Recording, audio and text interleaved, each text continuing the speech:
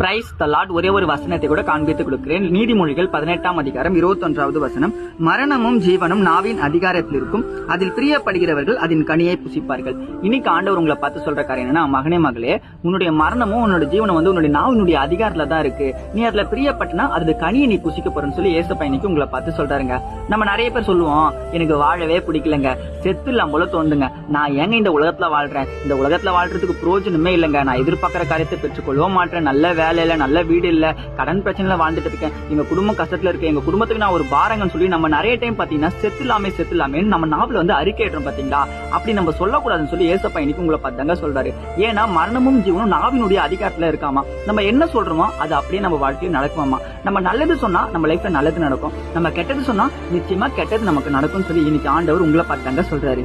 உங்க வாழ்க்கையில நீங்க கெட்ட காரியத்தை அறிக்கை பண்ணீங்கன்னா அந்த கெட்ட காரியம் அப்படியே உங்க வாழ்க்கையில் நடக்குங்க. நீங்க நல்ல காரியத்தை நீங்க அறிக்கை பண்ணீங்கன்னா அந்த நல்ல காரியம் உங்க லைஃப்ல நடக்குங்க. ஏசப்பா இன்னைக்கு உங்களை பார்த்து சொல்றாரு, நல்லதே பேசி நல்லதே நடக்கும்னு சொல்றாரு. விசுவாசிக்கிறீங்கன்னா ஆமென் போட்டுக்கோங்க. இதே போல வசனங்களை ஃபாலோ பண்ணிக்கோங்க. God bless you. ஆமென்.